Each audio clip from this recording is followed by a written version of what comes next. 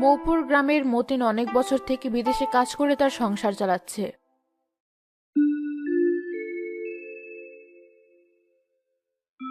মা, গত মাসে তোমাকে বলেছিলাম বাবাকে গাড়ি কিনে দেওয়ার টাকা পাঠাতে বলবে।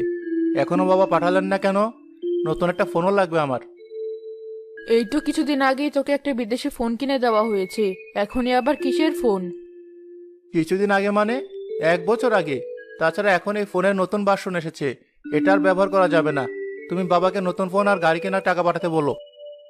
শুধু এসব করে যদি তোর বাবা সব টাকা শেষ করেন, তাহলে পরে সে কি করবে? দেশে এসে না খেয়ে মরতে হবে যে। এত কথা জানি না। যদি নতুন ফোন আর গাড়ি কিনে না দাও, আমি আর কলেজেও যাব না। আমারও সব মেকআপ শেষ হয়ে গিয়েছে, বাবাকে বলবে আমার জিনিসগুলো পাঠাতে। কি শুরু করলি তোরা? এসব করে আর কত টাকা নষ্ট করবি?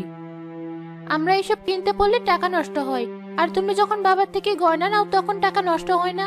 আমরা তো আর সেসব কিছু চাইছি না। মেয়ে হয়ে তুই আমাকে এসব কথা বলতে পারলি? কেন বলবে না? বিদেশ থেকে কারো জন্য কিছু আনতে বললেই তুমি বিরোধিতা করো। আমার ছেলে কষ্ট করে কামাই করে কি শুধু তোমার একার জন্য? এজন্য গরিব পরিবারের ছেলে বিয়ে করাতে নেই। তাদের মন সবসময় ছোটই থাকে। বাবা, আপনি এসব কেমন কথা বলছেন? আমি কি খুব খারাপ কথা বলেছি? ছেলে মেয়ে যেন অযথা টাকা নষ্ট না করে তাই বলেছি। অন্য সবার জন্য টাকা খরচ করলেই তোমার কাছে শুধু টাকা নষ্ট করা হয়, তাই না? বেশ, আমি আর কোনো কিছুই বলবো না।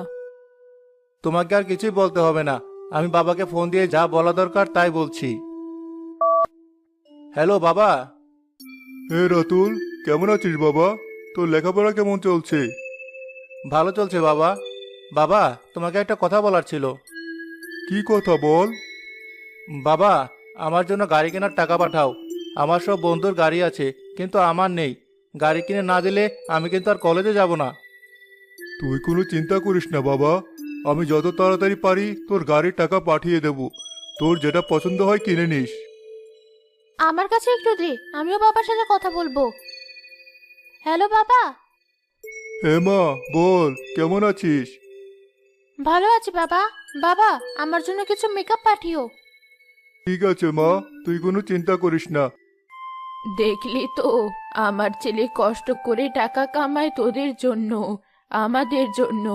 আর তোদের মায়ের এমন ভাব যেন সব শুধু ও নিজে ভোগ করবে। ছোট ঘর থেকে লোভে একটা মেয়ে নিয়ে এসেছি ছেলের বউ করে। বাবা, আপনি বারবার আমাকে এসব কথা বলছেন। আমার পরিবার